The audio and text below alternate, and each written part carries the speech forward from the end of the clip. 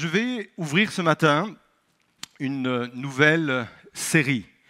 En principe, mes séries tournent autour de thématiques. Aujourd'hui, cette série va tourner autour d'un personnage biblique extrêmement important qu'est Joseph. Joseph, le livre de la Genèse lui réserve 14 chapitres rien que pour sa vie, avec des détails extrêmement précis. On peut même dire que parmi tous les patriarches et parmi tous les héros de l'Ancien Testament, c'est le seul sur lequel Dieu vraiment met une attention particulière et nous révèle vraiment les détails de sa vie, peut-être parce qu'il pense et il veut que la vie de cet homme devienne pour nous quelque chose d'inspirant. Quelque chose qui va venir nous impacter. Alors si vous êtes d'accord avec cela, pendant plusieurs semaines, on va s'arrêter sur la vie de Joseph, avec le titre de sa série que vous voyez affiché devant vous, « D'esclave à souverain ». Et si ce titre existe, c'est parce que rien ne prédestinait Joseph à devenir le vice-roi d'un des plus grands pays de l'époque, qui était l'Égypte. Il vient d'une famille particulière, on aura l'occasion d'y revenir, on pourrait même dire d'une famille dysfonctionnelle. Il a été vendu comme esclave, il a été jeté en prison, il a connu de nombreuses injustices, mais malgré cet état-là d'esclave, il est devenu souverain. Et ça nous parle que quelle que soit notre situation aujourd'hui, quel que soit le point de départ de nos vies, il y a toujours la possibilité d'évoluer. Il y a toujours la possibilité de devenir quelqu'un. C'est le propre même de la vie chrétienne, c'est le propre même de tout enfant de Dieu. Il y a toujours cette possibilité, pas forcément enfant de Dieu, de tout homme et toute femme qui confie sa vie à Dieu, il y a toujours la possibilité d'aller vers mieux encore. Il y a quelque temps de cela, je discutais avec des amis, et ils vont se reconnaître, et l'homme disait qu'il avait parlé avec un pasteur à l'étranger, et que le pasteur lui disait qu'il aimait l'homme qu'il était en train de devenir. Et je me suis attribué également cette citation. « J'aime l'homme que je suis en train de devenir. » Oui, chérie, j'ai encore des progrès à faire. Et notamment en voiture, je râle encore trop souvent. Tu le disais encore ce matin, c'était notre sujet de conversation en venant à l'église ce matin. T'arrêtes pas de râler quand tu conduis. On est combien à râler comme ça? On ne comprend pas pourquoi le principe, mais pour vous dire que j'ai encore des progrès à faire dans ce domaine-là et dans d'autres encore. Mais j'aime l'homme que je suis en train de devenir. J'étais esclave avant de stress, j'étais esclave de blessures du passé, j'étais esclave de timidité, j'étais esclave de tout cela. Et parce que ma vie a été confiée en Dieu, à Dieu, il y a une évolution qui se passe dans ma vie. Et encore une fois, je suis à l'aube de mes 60 ans et j'affirme avec une grande joie et un grand épanouissement, j'aime l'homme que je suis en train de devenir grâce à l'œuvre que Dieu accomplit dans ma vie. Et c'est le sens même de la vie ici-bas de toute personne qui se confie en Dieu. Il y a une parole qui est puissante et qu'on retrouverait dans l'Évangile où il est dit ceci dans Jean 1, verset 12. « Mais à tous ceux qui l'ont reçu, à ceux qui croient en son nom, elle, la lumière qui est Christ, a donné le pouvoir de devenir enfant de Dieu. » On oublie enfant de Dieu, même si c'est une expérience extraordinaire. Et on retient le principe d'avant. Je voudrais qu'on puisse remettre le verset. Le principe d'avant est vrai pour tout. Il m'a donné le pouvoir de devenir. En Christ, j'ai le pouvoir de devenir quelqu'un d'autre. En Christ, j'ai le pouvoir de devenir une autre personne, un autre père, une autre mère, un autre travailleur, un autre chrétien, un autre pasteur. Il me donne le pouvoir de devenir quelqu'un d'autre en Christ. C'est encourageant. Ne te décourage pas en regardant qui tu es aujourd'hui, à l'endroit où tu es. Mais tu peux, comme Joseph, de passer d'esclave à souverain. Celui qui est capable de régner dans sa vie, de régner dans la vie d'une façon générale. Vous êtes toujours là? Tout au long de cette série, nous verrons quelques étapes qui nous aideront à passer donc d'esclaves à souverains. Et la première étape que nous allons voir aujourd'hui est l'importance d'avoir des rêves ou de recommencer à rêver. Et le titre de mon message aujourd'hui au sein de cette série est le suivant: Tueur de rêves. Il y a sur notre parcours, il y a sur notre chemin de la vie des tueurs de rêves que nous allons essayer de démasquer. On va projeter ce verset qui va être notre conclusion, comme ça vous allez l'avoir comme fil rouge, comme ligne d'arrivée. Il se trouve dans Genèse, chapitre 37, verset 18. Je raconte le contexte. Joseph a 17 ans. Et il vient de faire 2 rêves successifs. Et dans ces rêves, il est en train de réaliser que Dieu lui montre qu'il va être en position d'autorité et que quand il va atteindre cette position d'autorité, même sa famille lui sera soumise. Et bien sûr que ça ne fait pas plaisir à la famille, ça ne fait pas plaisir aux frères, on va en parler après. Et quand ils vont entendre Joseph déclarer comme cela ses rêves et ses visions, ils vont se mettre contre lui. Et voilà ce qui est dit donc au verset 18. Ses frères le voient de loin. Avant que Joseph arrive près d'eux, ils préparent sa mort en secret. Ils se disent entre eux: tiens, voilà le rêveur. Maintenant, allez, tuons-le et jetons-le dans un puits. Nous dirons qu'une bête sauvage l'a dévoré. Ensuite, nous verrons bien si ses rêves se réalisent. Au travers de ce projet, non seulement ils veulent tuer le rêveur, mais surtout, ils veulent tuer les rêves qu'il a au fond de lui.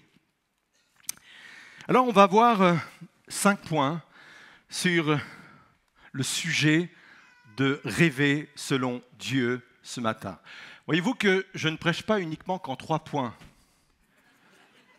Je sais parfois ajouter d'autres points, 5 points. Je sais que ma structure de plan de prédication, je sais que mon idéal à moi, c'est 3 points. Parce que je pars du principe qu'une table à 4 pieds, il y a toujours un qui est bancal et on est obligé de mettre en dessous, vous savez, des cartons pour... Mais 3 pieds réalisés, c'est toujours stable.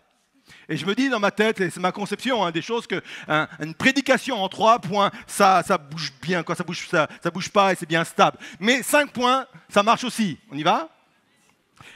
Premier point donc, l'importance de continuer à rêver.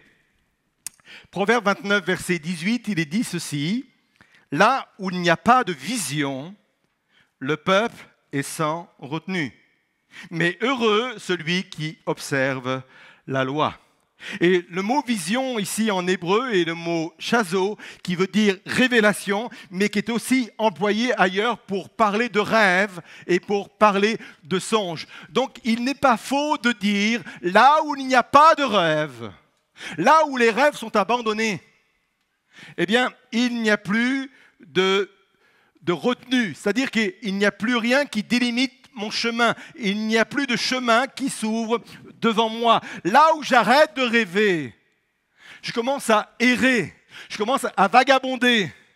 Et il n'y a rien de plus lassant, il n'y a rien de plus décourageant que d'errer comme cela, sans but, sans objectif. Et la vie, parfois, peut être décourageante parce qu'on a arrêté de rêver. Rêver, c'est se projeter positivement vers l'avenir. Rêver, c'est continuer d'espérer. Rêver, c'est continuer à se fixer des objectifs. Rêver, c'est continuer à se fixer des buts. Et ma question à ce stade de cette méditation est la suivante: où sont passés vos rêves? Ou quel type de rêve avez-vous abandonné? Et peut-être que vous êtes déjà là ce matin à réfléchir, peut-être quand vous étiez plus jeune ou il y a quelques mois ou quelques années de cela, vous étiez envahi de projets, envahi de rêves et aujourd'hui tout a cessé, tout est abandonné. Et ma question demeure: où sont passés vos rêves? Deuxième point, De quels rêves parlons-nous? Il y a des rêves qui sont légitimes. Se marier, construire une famille est un rêve légitime. Et si quelqu'un ce matin a abandonné ce rêve, je voudrais l'encourager à le reprendre parce que c'est un rêve légitime.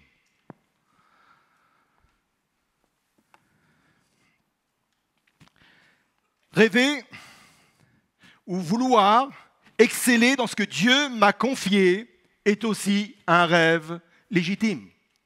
Dieu m'a appelé à un ministère. Quand je mets le mot ministère, c'est aussi peut-être le métier que j'exerce, parce que je n'utilise pas uniquement le mot ministère uniquement dans l'exercice de service au sein de l'Église, mais je crois que là où Dieu t'a placé tout au long de la semaine, c'est ton ministère aussi, c'est ton appel aussi. Et Dieu nous demande aussi d'exceller, de devenir meilleur et aspirer à cela, rêver à devenir un meilleur chef d'entreprise ou un meilleur gestionnaire ou que sais-je, quel est mon métier, un meilleur enseignant. C'est un rêve légitime.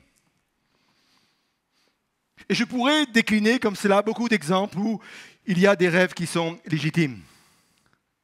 De quels rêves parlons-nous donc?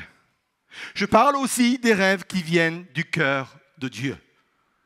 Et là, je vais insister un peu plus sur ce point. Il y a une citation qui, pour moi, est extrêmement dangereuse. Cette citation est la suivante: « Vis tes rêves ». Alors, je sais que c'est une citation qui, dans une séance de coaching, fonctionne bien.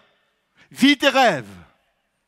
Je sais que c'est une citation dans une séance de motivation qui fonctionne bien. Vas-y à fond, va au bout de tes rêves, vis tes rêves. Ça veut dire quoi? Ça veut dire que si, par exemple, je rêve d'une voiture de course, est-ce que forcément le fait que j'en ai envie, Dieu va me la donner? Je n'ai rien contre les voitures de course. Et si c'est ton rêve, que Dieu soit béni. Si tu as les moyens de te l'acheter, que Dieu soit béni. Et je suis même prêt à l'essayer avec toi le jour où tu l'auras.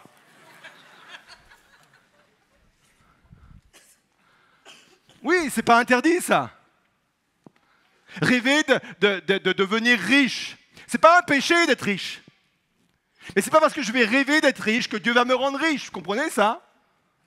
Mais si tu le deviens, tant mieux. Et tu es toujours le bienvenu à l'église.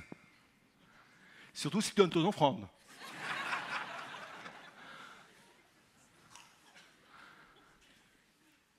Mais je reviens là-dessus. Vis tes rêves est une citation tout de même dangereuse. Parce qu'il faut que dans cette équation-là, Jésus demeure mon maître et non pas mon serviteur. Jésus, ce n'est pas le petit bonhomme bleu d'Aladin. C'est le génie qui exauce tous les vœux. Ça, ce n'est pas Jésus. Ça, c'est le petit génie d'Aladin. Mais Jésus n'est pas mon serviteur.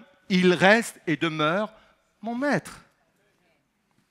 Et je voudrais revenir sur un texte que j'ai expliqué il y a 3 semaines. Mais je voudrais le réexpliquer parce que là, c'est la base de toute démarche qui va dans ce sens-là. Psaume 37, verset 4, où il est dit ceci: « Fais de l'Éternel tes délices, et il te donnera ce que ton cœur désire, ce que ton cœur rêve. » Et là, vous allez me dire, mais pasteur, vous venez de vous contredire. La Bible dit bien que Dieu va me donner ce que mon cœur désire, ce que mon cœur rêve. Justement, ce n'est pas ce que veut dire ce texte. Parce que si Dieu commence à exaucer chacun de mes désirs, je ne vous explique pas. Quand j'ai des désirs de meurtre, heureusement que Dieu n'exauce pas tous mes désirs. Mais que veut dire donc ce texte donc? Il dit ceci: trouve en Jésus ta joie. Trouve en Jésus ton plaisir. Et si tu trouves en Jésus ton plaisir, il va mettre en toi, il va t'inspirer de nouveaux rêves qui viennent de toi, de nouveaux désirs qui viennent de toi. Voilà ce que dit ce texte. Et ça change tout. Fais de l'Éternel tes délices, aime-le de tout ton cœur, serre-le de tout ton cœur, fais de lui ta joie, trouve en lui ta joie, ta raison d'être, et il va créer en toi de nouveaux désirs. Non seulement il va créer en moi de nouveaux rêves, de nouveaux désirs, mais il va purifier aussi mes rêves. Je m'explique. Avec ce texte-là, Jérémie 23, verset 28, on est toujours dans le même contexte. Il est dit, si un prophète a un rêve, eh bien qu'il raconte son rêve. Mais il ne faut pas confondre la paille avec le grain, déclare le Seigneur. La paille, c'est le symbole de la parole de Dieu de tout ce qui est humain. Et le grain, c'est le symbole de tout ce qui est divin. Et dans nos rêves, même qu'on pense parfois être inspirés par Dieu, il y a parfois un mélange entre la paille et le grain, l'humain et le divin. Et ce n'est pas encore bien formé, ce n'est pas encore bien structuré en nous. Mais quand je fais de l'Éternel mes délices, non seulement il vient me créer de nouveaux désirs, mais il vient structurer mes pensées, il vient structurer mes rêves pour retirer ce qui est humain et garder ce qui est divin. Moi, j'ai commencé le ministère, j'ai commencé à prêcher, j'avais 17 ans. Et quand, au début de mon ministère, je rêvais l'église, oui, je la rêvais à peu près comme cela. J'imaginais toujours une église dans laquelle on se sent bien, moderne, contemporaine, etc. Et je m'imaginais autre chose. Et c'était des rêves, j'allais dire, légitimes. Et au fur et à mesure que j'ai grandi dans le ministère, je me suis aperçu qu'il y avait beaucoup d'humains dans ce que je pensais. Il y avait aussi des mauvais mobiles dans ce que je pensais. Et Dieu est venu peaufiner petit à petit. Il est venu structurer petit à petit mes rêves. Il a retiré tout ce qui est humain pour ne conserver que ce qui est divin. Je veux rêver, mais je veux rêver les rêves de Dieu. Je veux rêver, mais je veux rêver les rêves que Dieu met dans mon cœur. Je vais le dire autrement. Suis Jésus et les rêves te suivront. Je crois que vous n'avez pas bien entendu. Suis Jésus et tes rêves te suivront. Jésus d'abord. Vous êtes là? Donc on est au combien de points? 3e. Il y a 2 qui suivent. Faites un effort. 3e point donc, Dieu veut le meilleur pour moi. Dieu imagine, Dieu rêve le meilleur pour moi. J'aime cette citation de John Bevere, c'est un auteur que j'aime beaucoup, que plusieurs connaissent. Dans son livre qui s'appelle « Extraordinaire, la vie qui vous est destinée », il a écrit ceci. « Il y a une personne au-dessus de toutes les autres qui désire une vie extraordinaire pour vous. C'est un père qui se réjouit, comme tout bon père, des réalisations et du bonheur de ses enfants. Son nom est Dieu. » Je ne connais pas un père qui veut le meilleur pour ses enfants. Je veux le meilleur pour mes 2 filles, pour mon fils et pour mes petits-enfants. Je veux le meilleur. Et en cela, je suis un père ordinaire, normal. Et de la même façon, on a un Dieu qui est bien meilleur que les pères terrestres et qui, lui aussi, en tant que père, souhaite, désire, rêve le meilleur pour nous tous. Éphésiens 3, verset 20. Vient appuyer cette vérité. J'ai choisi une version amplifiée. Ça permet de rentrer un peu dans les détails de la pensée de plusieurs concertations de versions. Et cette version amplifiée dit ceci: Dieu est capable de faire de manière surabondante, bien au-delà de tout ce que nous osons demander ou penser, infiniment au-delà de nos prières, nos désirs, nos pensées, nos espoirs ou rêves les plus élevés. Voilà le Dieu que je sers. Alors, désire grand avec lui. Aspire à grand avec lui. 4e point, Dieu protège mes rêves. Genèse 37, verset 23, on va revenir à ce rêveur qui est Joseph. Dès que Joseph arriva près de ses frères, ils se saisirent de lui, ils le dépouillèrent de sa belle tunique, une tunique de plusieurs couleurs, on en parlera dans les futurs messages, et le jetèrent dans une citerne. Cette citerne était à sec et complètement vide. Et une autre version dit que cette citerne était vide et sans eau. Et des commentateurs ont ridiculisé ce texte en disant « mais c'est un pléonasme ». Pourquoi insister que cette citerne était vide et sans eau? Vide aurait suffi ou sans eau aurait suffi. Pourquoi ajouter cela? C'est un pléonasme. Et on peut lire parfois des commentateurs en disant mais là il y a un petit loupé, pourquoi on a réagi comme cela? Non, si Dieu précise, c'est parce qu'il y a une raison. Certes, elle était sans eau. Mais la tradition juive explique que quand les citernes étaient sans eau, généralement, elles étaient remplies de serpents brûlants. Vous savez, les fameux serpents du désert. Et c'était la façon de faire. C'était un endroit où les serpents pouvaient trouver un peu de fraîcheur. Et généralement, tous ces puits vides-là étaient remplis de serpents. Et quand ils ont jeté Joseph dans ce puits, non seulement il n'y avait pas d'eau, mais il n'y avait pas de serpents non plus. Parce que Dieu a une télécommande sur les serpents. Et il ne les envoie pas n'importe où. Et s'il y avait eu des serpents dans ce puits, alors que les frères de Joseph l'ont jeté dedans, il serait mort et ses rêves seraient morts avec lui. Et déjà là, au début de sa vie, il n'avait que 17 ans. Dieu veillait déjà pour que ses rêves puissent s'accomplir. Mais au-delà de cela, Dieu va veiller pour que ces erreurs de jeunesse ou ce manque de maturité ne viennent pas tuer non plus ses rêves. Il est dit ceci à un moment donné que Joseph avait 17 ans et qu'il était un jeune garçon. Et le mot employé en hébreu de jeune garçon ou de garçon est nahar. Et vous savez que les Juifs, peut-être vous ne le savez pas, mais donnent une importance à la valeur numérique de chaque mot. Et la valeur numérique de garçon est la même que l'adjectif sot. Pas idiot, mais sot, immature. Et les Juifs racontent qu'effectivement, à 17 ans, comme peut-être certains ados, Joseph manquait de maturité, ou surtout était naïf, ou surtout avait des erreurs, ou faisait des erreurs de jeunesse. La Bible nous dit que régulièrement, il racontait à son père ce que ses frères faisaient. Hein, c'est pas bien. Régulièrement. Et les frères le savaient, ou m'étonnaient qu'ils lui en voulaient.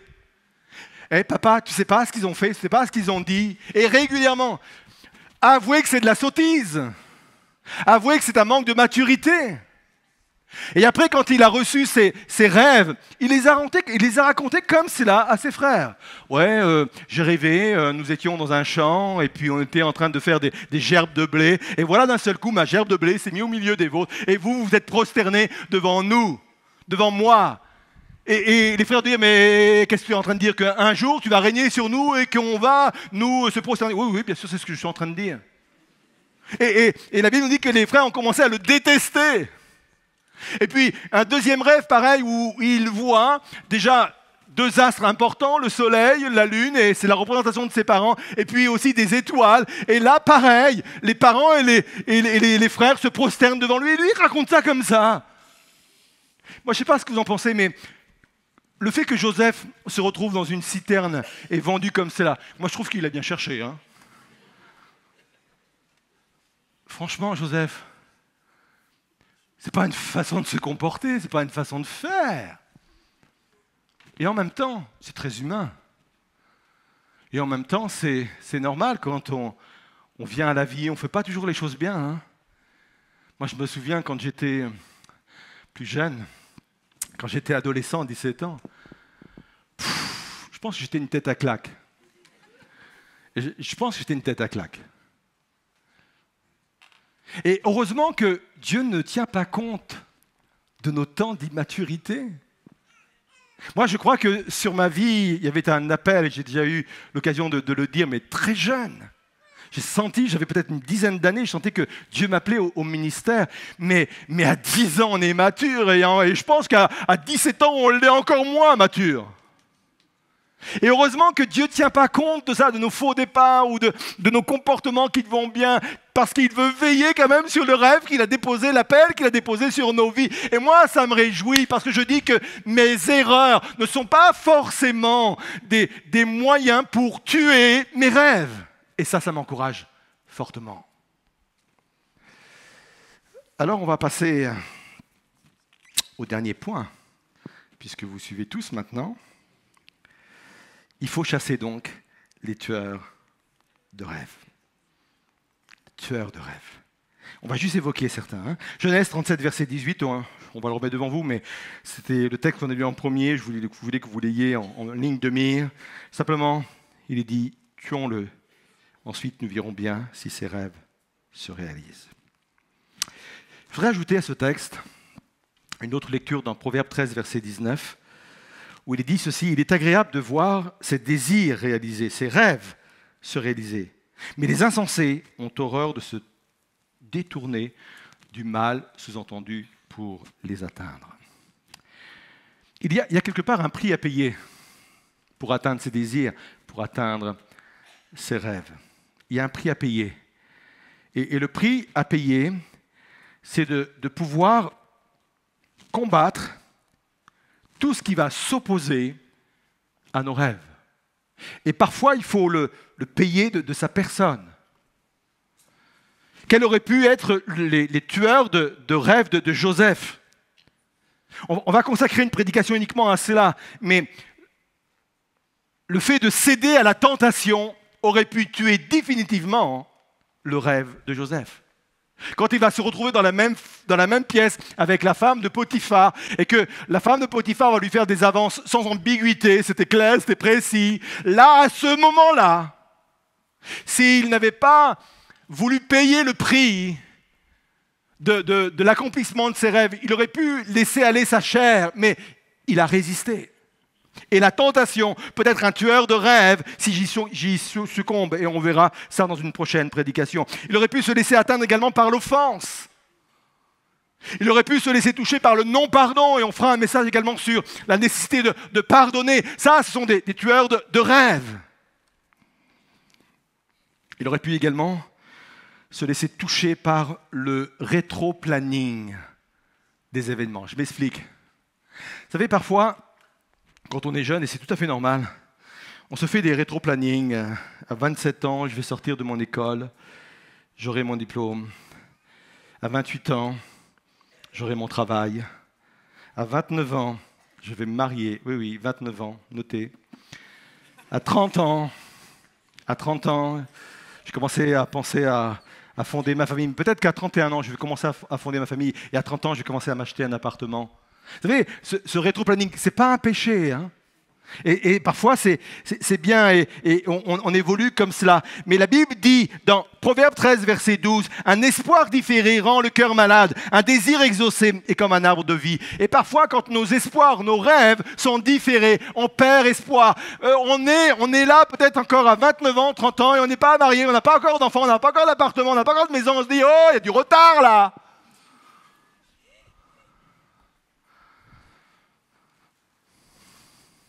La vie se déroule rarement comme prévu, mais le résultat voulu par Dieu est meilleur que tout ce que nous pourrions planifier. La loi du nombre également peut être un tueur de rêves. C'est comme ça que tout le monde vit. C'est comme ça que les personnes de ma génération sont en train de vivre les situations. Alors, je ne sais pas pourquoi moi je passerai à travers de cela. J'aime cette citation de Mark Twain qui dit ceci. Ils ne savaient pas que c'était impossible, alors ils l'ont fait. Moi, je trouve génial cette citation. Vous savez, parfois, on se laisse imprégner par la loi du nombre. Mais non, ce n'est même pas la peine d'essayer. Il y a tellement de gens qui ont essayé. Et la preuve que c'est impossible. Eux, ils ne savaient pas que c'était impossible. Alors, ils l'ont fait. Et ils ont avancé. Je termine avec ça. L'âge n'est pas un problème également pour continuer à rêver. Je prends 60 ans cette année et j'ai encore plein de rêves, et plein la tête. Et je sais que je fatigue ma femme avec ça, mais j'ai plein de rêves dans ma tête encore. Plein de rêves à réaliser. L'âge n'est pas un problème. Caleb, celui de la Bible, même pas le nôtre. Hein. Caleb rêvait encore de grands exploits alors qu'il était en âge bien avancé. Non, l'âge n'est pas et ne doit pas devenir un tueur de rêve. Je m'arrête là, on va continuer la semaine prochaine, toujours sur la vie de Joseph, mais avec une autre thématique. Où en êtes-vous par rapport à vos rêves? Je vais conclure. Je vais inviter le groupe de louanges à venir me rejoindre. Je ne sais pas où vous en êtes ce matin par rapport à des désirs qui tardent, à des rêves qui ne se réalisent pas. Et peut-être que Dieu avait mis des choses très, très puissantes en vous et vous ne le voyez pas encore se réaliser. Peut-être que Dieu vous avait donné une promesse et vous ne la voyez pas encore se réaliser. Peut-être que ce rêve et cette promesse ont besoin d'être peaufinés encore. Peut-être que le Seigneur est en train de retirer toute la partie humaine de ce rêve, toute la partie humaine de ces désirs pour qu'il n'y ait qu'un regard divin. Peut-être qu'il est en train de faire cela, peu importe. Mais il est important pour moi d'espérer tout à nouveau ce matin. Je voudrais vous inviter à vous lever à votre place. Et pendant que le groupe de louanges va chanter ce chant qui dit que quand je combats avec Jésus et je combats à genoux et je sais que c'est Jésus qui est devant moi et qui m'ouvre le chemin pour entrer pleinement dans ce qu'il a prévu pour moi. Et je voudrais qu'à ce stade de ce partage ensemble, vous ayez la possibilité ce matin de reconsidérer vos voies, vos situations, vos appels, vos rêves, vos désirs. Peut-être que quelqu'un s'est arrêté de rêver, peut-être que quelqu'un vit la vie comme cela, en errant et sans vraiment avoir de but et d'objectif. Dieu veut placer sur ta vie ce matin de nouveaux désirs, de nouveaux rêves. Peut-être que tu as abandonné un rêve, tu le savais venant de Dieu et tu l'as abandonné. C'est le moyen de le retrouver. Même si tu as été jeté dans une citerne, Dieu veille sur toi dans cette citerne. Même si tu es jeté dans la calomnie, Dieu veille au sein de cette calomnie. Je voudrais qu'on puisse chanter ce chant et je reviendrai vers vous pour que nous ayons un moment où on va se positionner par rapport à ce que nous avons entendu. Et nous allons prier ensemble. On se joint à ce chant.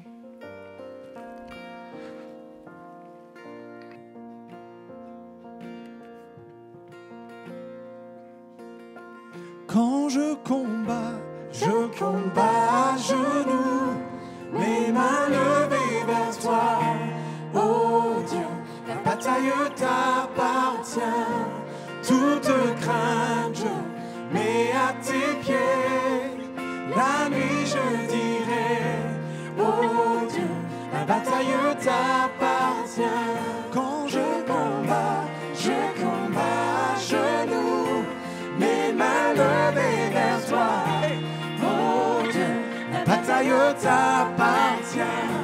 Toute crainte je mets à tes pieds. La nuit je dirai, oh Dieu, la bataille t'appartient.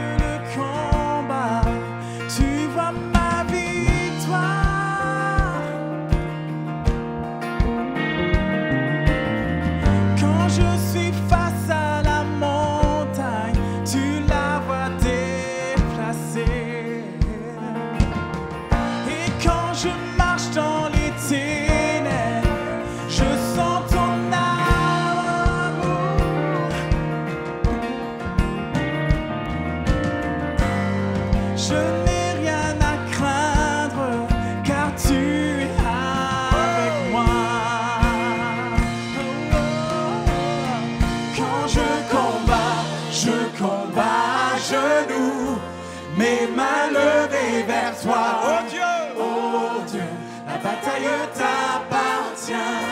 Toute crainte je mets à tes pieds. La nuit je dirai, oh Dieu, la bataille t'appartient.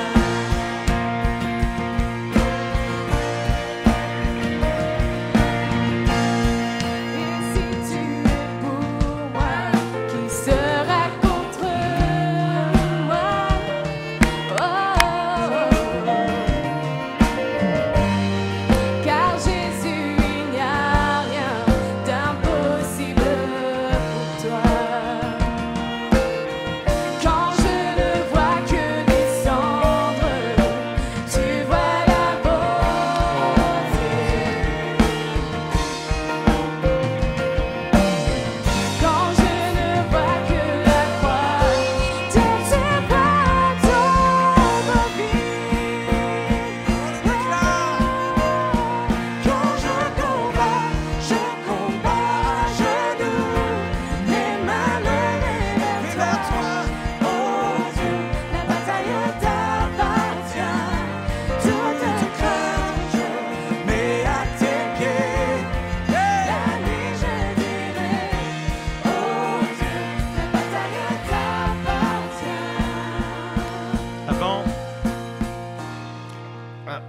poursuivre ce chant, je voudrais que vous puissiez vous positionner par rapport à ce que vous avez entendu ce matin. Vous positionnez en venant sur le devant. Peut-être que quelqu'un a besoin tout à nouveau ce matin de consacrer, j'ai employé ce mot, son rêve devant le Seigneur. Ce rêve, ça peut être un rêve légitime, pour laquelle tu dis, mais c'est légitime, je suis en droit d'avoir cette vie-là, je suis en droit de vivre cela, c'est légitime. Et peut-être que ce matin, vous dites, je veux me réconcilier avec ce rêve légitime. Je veux le retrouver, mais je veux le consacrer au Seigneur. Peut-être que quelqu'un a abandonné un rêve, un appel, une mission que Dieu avait mis sur sa vie, l'a laissé tomber parce que peut-être qu'il n'a pas voulu, peut-être que tu n'as pas voulu payer le prix, peu importe. Mais peut-être que ce matin, c'est encore nécessaire de dire, je reviens et je te le consacre tout à nouveau. Peut-être que quelqu'un est passé à autre chose et là, en entendant la parole de Dieu, sent que ce rêve peut tout à nouveau reprendre vie au-dedans de lui parce que l'Esprit est capable de nous rappeler ce que Dieu lui-même nous a donné, nous a communiqué, ce à quoi il nous a appelés. Et je crois que le Saint-Esprit peut faire vibrer tout à nouveau en nous ce matin un rêve qui vient de lui. Et si c'est le cas, et si avec la grâce de Dieu tu veux dire je veux le réactiver tout à nouveau, viens le consacrer devant. Peut-être que ce rêve, ça a été toujours pour toi de grandir dans la foi chrétienne et d'avancer comme cela et de pouvoir progresser dans une intimité avec le Seigneur. Et puis, c'est des choses que tu as laissées de côté. Réactive cela dans la présence du Seigneur. Viens sur le devant. On va prier. Il y a des rêves à consacrer tout à nouveau. Il y a des rêves à consacrer tout à nouveau ce matin dans ce lieu. Et venez le faire. On reprend ce chant parce qu'on croit que c'est lui qui ouvre la route de nos rêves. Alléluia.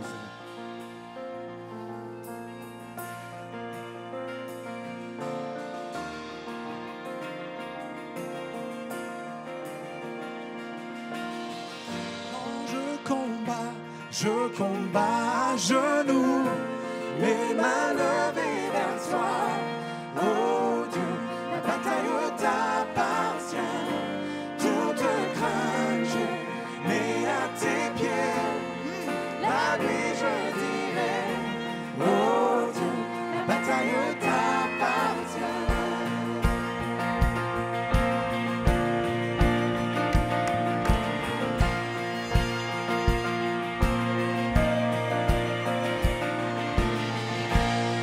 Et si tu es pour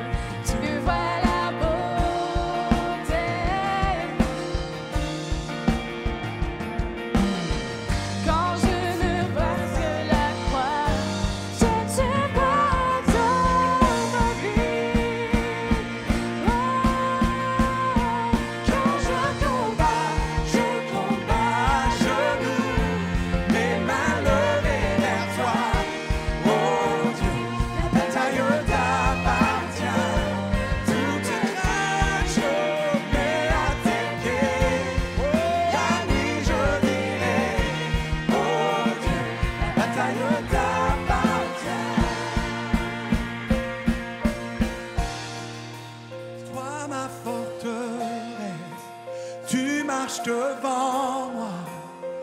Rien ne peut résister au pouvoir de mon Dieu. Tu brilles dans les ténèbres, tu gagnes toutes les batailles. Yes! Rien ne peut résister au pouvoir de mon Dieu. Toi ma forteresse, tu marches devant moi. Rien ne peut résister au pouvoir de mon Dieu. Tu brilles dans les ténèbres, tu gagnes toutes les batailles. Rien ne peut résister au pouvoir de mon Dieu. Toi ma forteresse, tu marches devant moi. Hey. Rien ne peut résister au pouvoir de mon Dieu. Tu brilles dans les ténèbres, tu gagnes toutes les batailles. Rien ne peut résister au pouvoir de mon Dieu. Quand je combats, mes mains levées vers toi. Mon Dieu, la bataille t'appartient. Toute crainte, je mets à tes pieds. Oh, la nuit, je dirai. Amen. Mon Dieu, la bataille t'appartient. Seigneur Jésus, je te prie de venir au-devant de tous ceux et toutes celles qui, ce matin, se sont approchés. Je crois au ministère du Saint-Esprit qui vient réveiller en eux peut-être un désir qui est mort.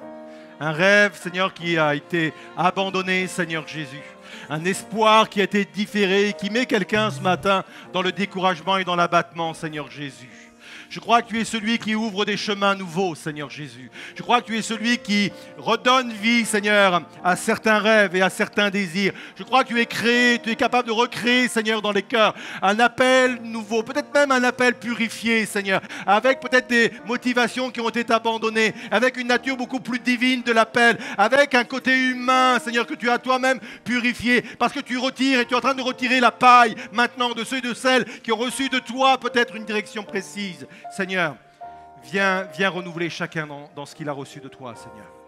Viens renouveler chacun dans les rêves qui sont légitimes et des rêves normaux par rapport, Seigneur Jésus, à ce que nous sommes en droit d'attendre en tant qu'enfant de Dieu ou en tant que même qu'être humain, Seigneur. Viens bénir, Seigneur Jésus. Je crois qu'un espoir nouveau naît maintenant, Seigneur. Une perspective nouvelle s'ouvre, Seigneur Jésus. Je crois que tu es celui qui ressuscite, Seigneur, qui donne la vie et qui donne une perspective, Seigneur, à notre existence. Une nouvelle perspective maintenant. Tu nous donnes le pouvoir de devenir, Seigneur, ce en quoi nous sommes appelés, Seigneur. Tu nous donnes le pouvoir de devenir ce pourquoi tu as rêvé pour nous, Seigneur Jésus. Merci pour cela et on veut le proclamer tout à nouveau. Oui, tu combats pour nous, Seigneur. Oui, tu combats pour nous, Seigneur. Oh, Jésus. Vous pouvez reprendre place en chantant ce chant. Toi ma forteresse, tu marches devant moi. Rien ne peut résister au pouvoir de mon Dieu. Tu brilles dans les ténèbres, tu gagnes toutes les batailles. Rien ne peut résister au pouvoir de mon Dieu. Toi ma forteresse.